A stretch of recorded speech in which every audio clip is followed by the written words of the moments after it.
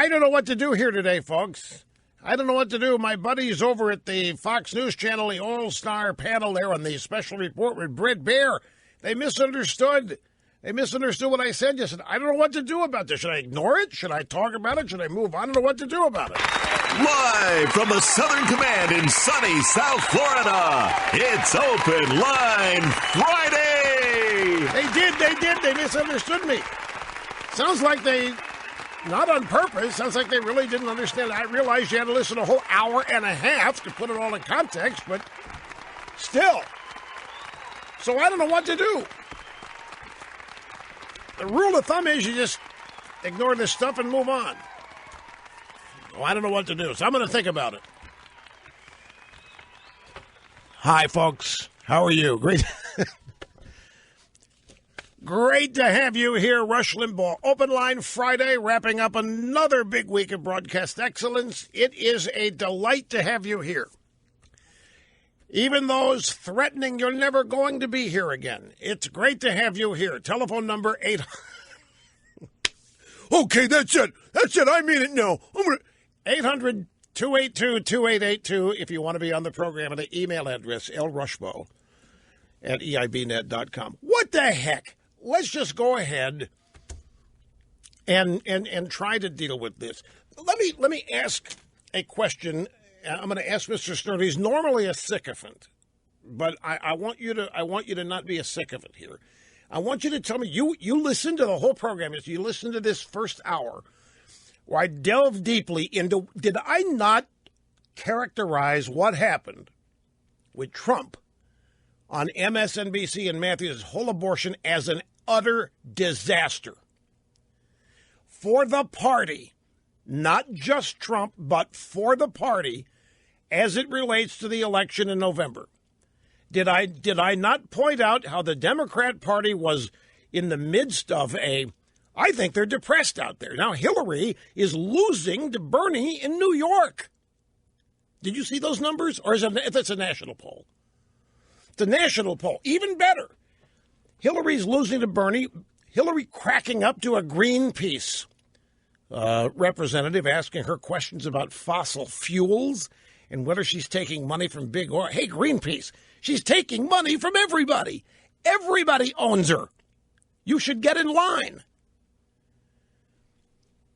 So my point was, the Democrat Party, the voter turnout in their primaries is way, way down. There's no excitement. There's absolutely nothing dramatic. Even the race between Hillary and crazy Bernie, because everybody in the Democratic Party assumes that when it's all over, Hillary's the nominee by de facto, and nobody's excited about that. And here comes this thing with Trump on MSNBC, and this is the kind of thing that can totally energize a moribund campaign. And I went to great pains to explain yesterday here that, to me, what all of this ultimately should be about is defeating them, defeating the Democrats, defeating Hillary. Folks, we got one shot at this. You know, I have spent a lot of time talking about it. I try to avoid being repetitive sometimes. Other times I realize it's necessary to keep pounding the same things. We have undergone 7 years here of an administration which is transforming, undermining almost every institution and tradition that was founded and grew that defined this nation's greatness. We're also in the midst of an overwhelming demographic shift. I just saw something last night. The Pew Research Center has done a really involved demographic survey and study and has come up with some predictions of what the demographic shifts that are going to happen in this country between now and 2050. And it is going to be, in terms of every demographic that you want to discuss, it's going to be an entirely different country. It's going to be an entirely different country from what it was founded as. And the only thing that can maintain this country and see to it that your kids and your grandkids grow up into a country such as the one you did, just like you did, the only thing is principles that we have had handed down to us since our founding being maintained, ideas, principles, philosophies that unite all these different groups, because this demographic survey is it's pretty telling. If all of these different demographic groups balkanize, you can say goodbye. I mean, there's always going to be an America, don't misunderstand, but it's not going to be the America that was founded. And that's the objective of this current Democrat Party, is to rid all evidence of the founding of this country as much as they can, including as much of the Constitution as they can get away with. This election is key to me. I have made no bones about it. I have not hidden. I've not withheld my belief that the most destructive force in the country today is liberalism, the left, the worldwide left. But it's focused here. The Democrat Party is where it resides, and it's in every one of their special interest groups, and they are doing everything they can to undermine everything they believe an unjust and illegitimate majority founded, and they are succeeding. We got the new unemployment numbers today, and everybody's clapping their hands. Unemployment rate 5.0, another 215,000 jobs, big whoop. To get back to where we were before Obama took office, we need to be creating 500,000 to 600,000 jobs a month, not 200,000. We haven't even reached replacement levels yet in terms of what we lost. But the telling figure remains the labor force participation rate, 93 million Americans not working. I don't care what you want to jimmy the number with, the unemployment number, 5%, it's meaningless. You simply can't have a growing economy. You cannot have GDP. You cannot have economic output. You cannot have economic growth that creates this rising tide that lifts all boats. You simply cannot have a society with an opportunity for an improved standard of life with this many people not working. It simply isn't possible. And this many people not working is exactly what the forces arrayed against us choose. It's exactly what they want. Every one of those 93 million, the vast majority of them, are needy, nevertheless. They have to live, they have to eat, they have to drive, they have to watch TV, they have to make cell calls, and if the government provides all of that and more, hunky-dory for them. But that doesn't lead to economic growth. No economic growth leads to very, very little economic opportunity for the middle class, which is what this country has always been. That's been the American dream. And all of this is by design. You know, I look at these demographic figures and I look at the way millennials, they don't know what's happening. They think they do. And what they're dealing with is this shifting demographic. There is bitterness and angry in the millennial group over different things that you and I are bitter about, but there still is bitterness. What they have concluded is that the accident of their birth explains their plight, meaning they just had the great misfortune of being born after peak America. It's just happenstance. They just happen to be born after America's best days. They haven't the slightest idea, because nobody has taken the time to try to tell them, because the primary opposition party has not taken the time to try to tell them. They don't realize that it's not just America's best days are behind us and it's a quirk of fate. They have not been told that this is all happening because of specific policies implemented by President Obama and the Democrat Party. That's why America is in decline.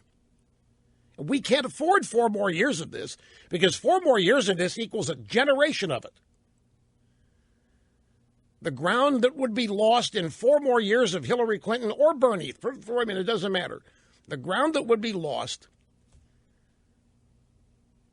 not unrecoverable, but we're not talking about the opportunity that we have now. We've got to stop this. And so everything that happens on this program, while you might have to wade through it to get to it, because I assume you listen every day, and I assume you understand some things and remember some things. I assume you listen here in context. Everything that happens on this program is designed, is purposed, let's put it this way, is purposed to illustrate that the problems we face are really not found in the Republican Party, except that part of the party that is the establishment that doesn't care to fight back against any of this.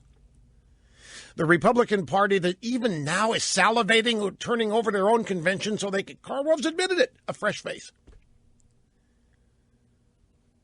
They've admitted it now. The RNC, Reince Priebus, they've admitted it now. They're looking at the convention as, told you, they're looking at the convention as an opportunity to get their person, one of their people from the establishment installed in there, rather than Cruz or rather than Trump.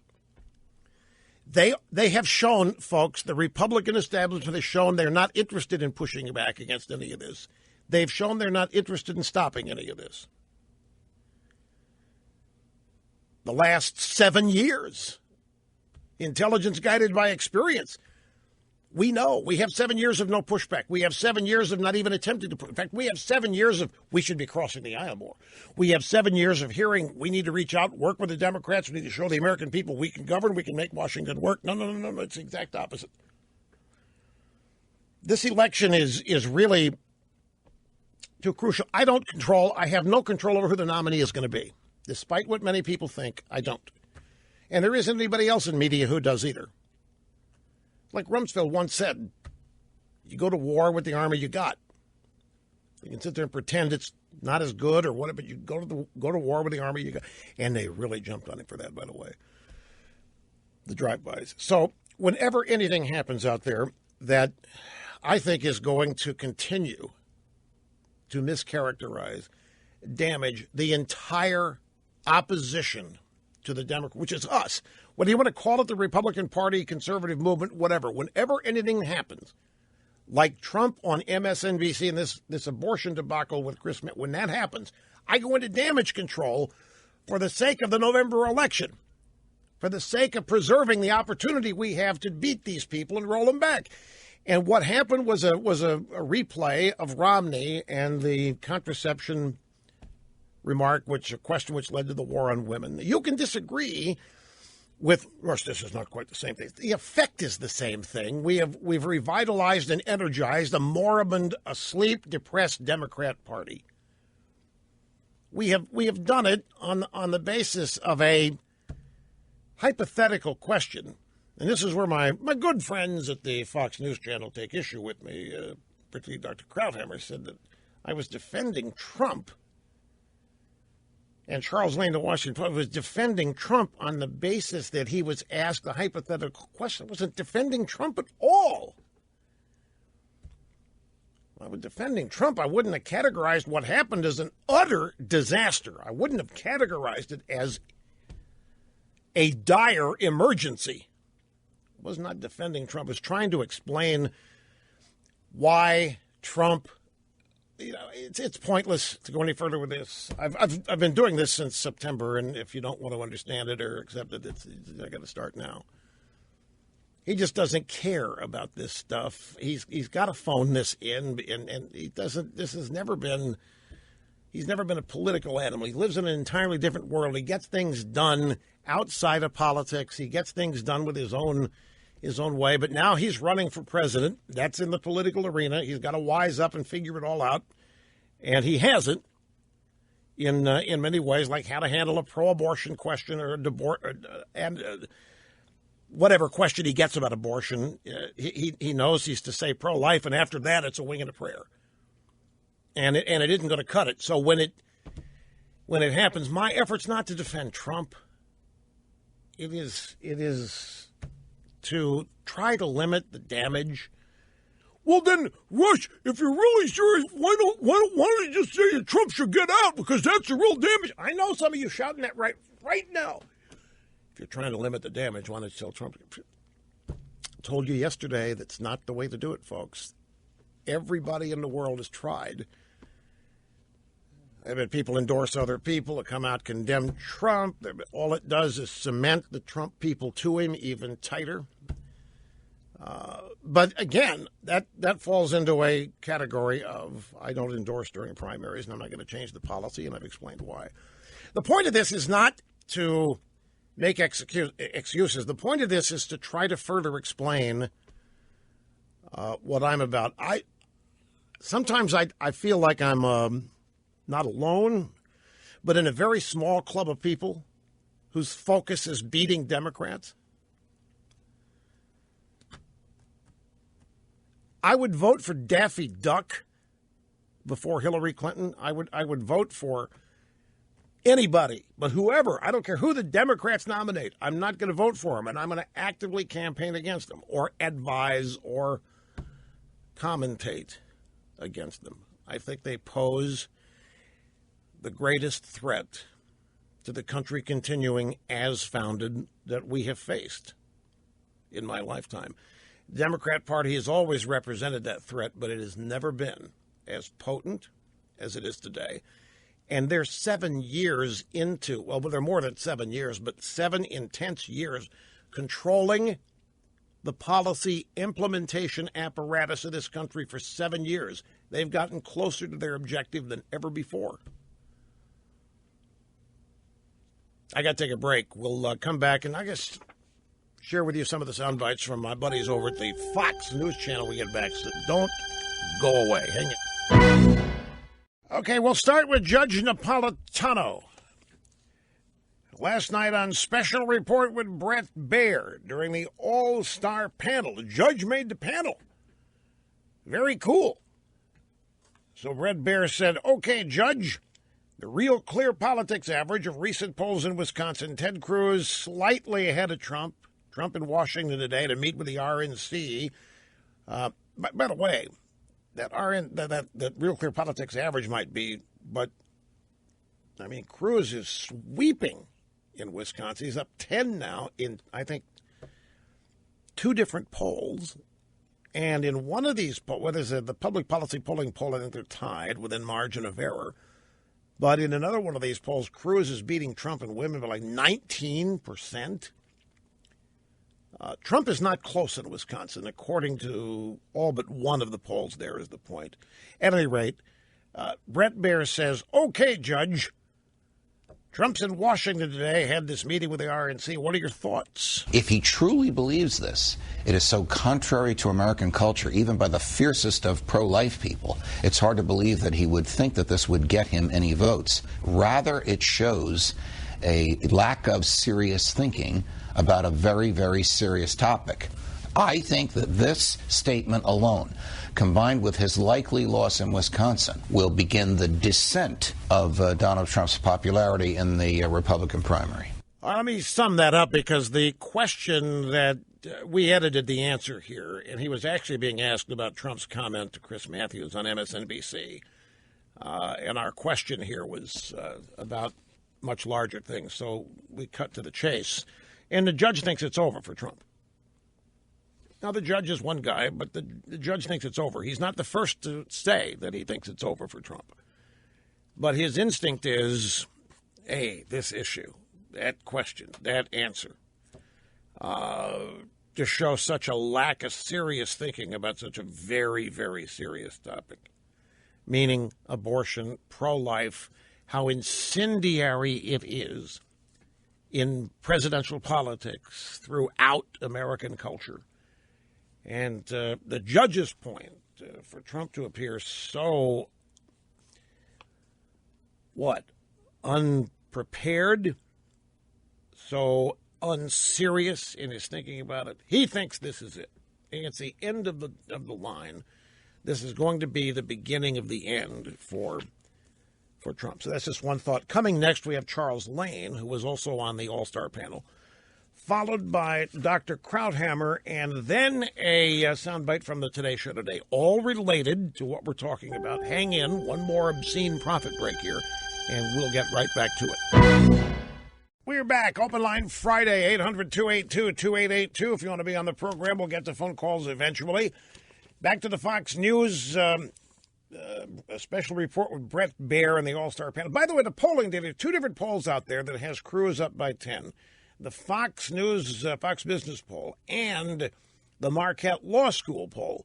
Now, correct me if I'm wrong. Did not we have a public policy polling poll yesterday showed Trump up or Cruz? Yeah, one of them was up by 1. It's a margin of error, like 36-35 or some such thing. And then the internals show that Cruz is, Trump's negatives with women are just off the charts. So Cruz was up by 19 in one of these 2 polls. I forget which. But what threw me was Brett Baer saying the Real Clear Politics average of recent polls has Cruz slightly. He's not slightly. 10 points is not slightly ahead. So they must be averaging in the public policy polling poll. But whatever. It's a big spread. And when you get into the internals and you find the negatives for Trump, they're pretty. In fact, let me find something real quick here before we move on. This also from public policy polling. These are favorable, unfavorable numbers. Trump 29. These are national. These are national numbers, favorable, unfavorable. Trump 29 favorable, 63 unfavorable. Ted Cruz 30% favorable, just 1 point ahead of Trump unfavorable, 58% unfavorable. Kasich 41% favorable, 39% unfavorable. Romney. Don't know why Romney's in this, but he is. 23 favorable, 65 unfavorable. Hillary. 37 favorable, 55 unfavorable. Bernie Sanders. 41 favorable, 48 unfavorable. You realize in this list of 6 candidates, Trump, Cruz, Kasich, Romney, Hillary, Bernie, nobody is liked. There isn't anybody except one candidate who has a higher favorable than unfavorable rating. And of all people, it's Kasich. Kasich also happens to be the one the least heard from. So I think that's how you chalk it up. I mean, if you want a campaign slogan for 2016, it'd be everybody sucks. There's not one other than Kasich. Everybody is disliked by a far greater number of people than like them. Now, we don't have numbers for whoever the Republican establishment might choose to be their nominee in a contested convention, like Jeb or Paul Ryan or whoever else. And they've made it clear that that's their, they're thinking about it. Karl Rove has let the cat out of the bag. I mean, he's basically said it might revive our negative, unfavorable, positive numbers. It might energize the party, get somebody in there that doesn't have all these negatives attached to it. So clearly, look, we don't even need these people to say it. We know they're pondering this. We know that they are trying to come up with a way to deny either Cruz or Trump the nomination. Okay, now back to our good buddies at the special report with Brett Baer and the Fox News Channel. This is Charles Lane. Brett Baer, he's a Washington Post. Baer says, Trump allies and supporters say that when Trump was on MSNBC, he misspoke. He shoots from the hip all the time, and they felt that questions are rapid fire from Chris Matthews, and Trump was having trouble, but he straightened it out. Trump straightened it out. He's going to bounce right back. So, Charles, what's your take on that? Rush Limbaugh supplied him with an excuse, which is a kind of a strange excuse, was he was just trying to pander, is basically what Limbaugh came up with. Nevertheless, you're right that he has always thrived off the image of somebody who's a victim of a media ganging up on him. And so he will attempt to play with that. On the other hand, Brett, I would say that his reaction, which was to back off and sort of correct himself several times, was an unusually defensive moment for Donald Trump. He normally, admits nothing and just presses on as before. The mere fact that he felt he had to correct this time, that was kind of unusual. Right. Now, the only thing I want to address here is that I was trying to supply Trump with an excuse. Can I remind you of what the umbrella here is? I realize I don't every day start the program by saying, folks, here's today's objective, and everything I say today falls underneath this objective or this umbrella. I don't do that every day. I just assume that with 27 years under my belt, now to our 28th year, and I assume with people knowing me, they understand where I'm headed, what I'm about, what animates me, what my objectives are. I've made no bones about the fact that I think the most destructive force that we face today is liberalism in the Democrat Party. I realize it may be quaint to put it that way, but we've backed it up with various reasons, policies and so forth, the very things which are destroying the traditions and the institutions and the principles that founded this country. So when this thing happens, if somebody reads what I say and doesn't hear me explain the purpose of a particular program on a particular day, the last thing I was doing was offering Trump an excuse. The objective for me, so I don't know who's going to get this nomination. I really don't. And I don't think I have a thing to do with who does and who doesn't. And I don't think anybody else does either. The proof is Democrats would have never won an election in the last 27 years if I had the power a lot of people assigned to me. But they have won a lot of elections. They have won far more elections than I would ever have wanted them to. So I don't live under any illusion here. I'm not running around with an inflated head that can't fit inside a doorway. I'm not under any misconception about what I'm able to accomplish or do, except within the confines of my career.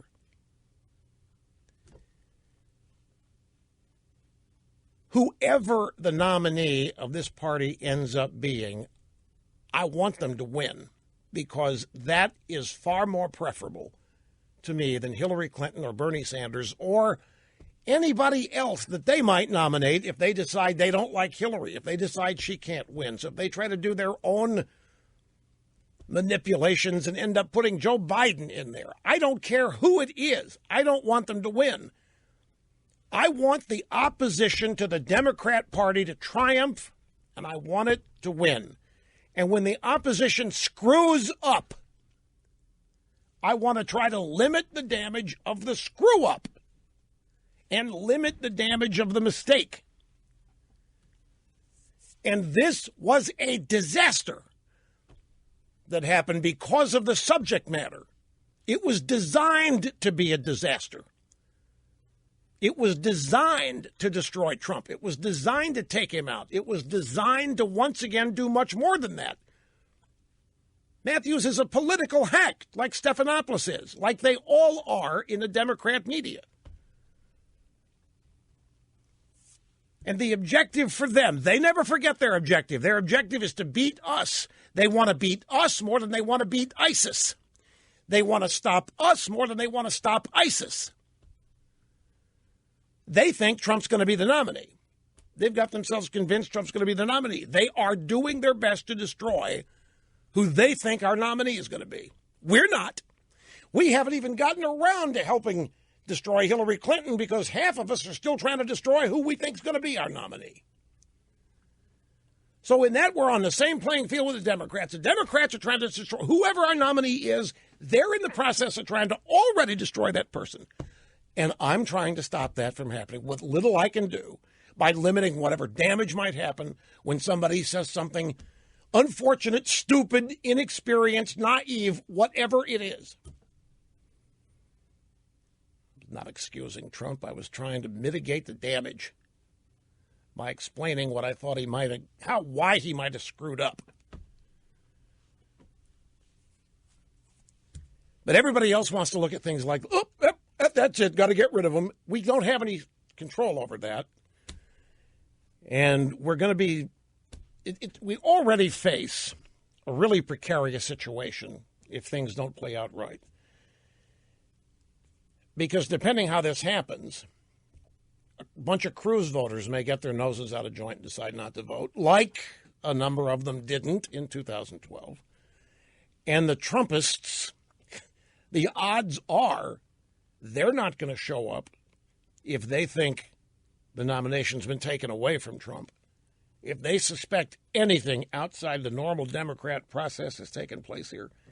And you can kiss victory goodbye if any of these things happen. You can kiss it goodbye right now. And all the rest of this remains an academic exercise to prove who's the smartest, who's the cleverest, who's the best conservative, who's the best moderate, who's the best this. The war has begun, and we haven't entered it yet.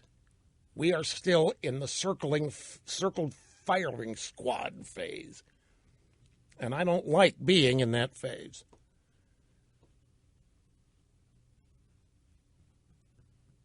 So it wasn't pandering. It wasn't an excuse. It was an attempt to explain to people who want to support Trump why he might have screwed it up. It was an attempt to explain to people who don't want to support Trump why it might not be what you think it is. There might have been a reason for this happening that is short of unacceptable. I don't know. Maybe it's a lost cause. And maybe I should begin every program by saying the purpose of this program today is to once again explain why we must beat the Democrat Party. Everything I say today is designed to do everything we can to not damage ourselves and to end up defeating the Democrat Party. In fact, might even put that in the show open. Might have Donovan record it, put it in the show open so there's no mistake about what's going on here.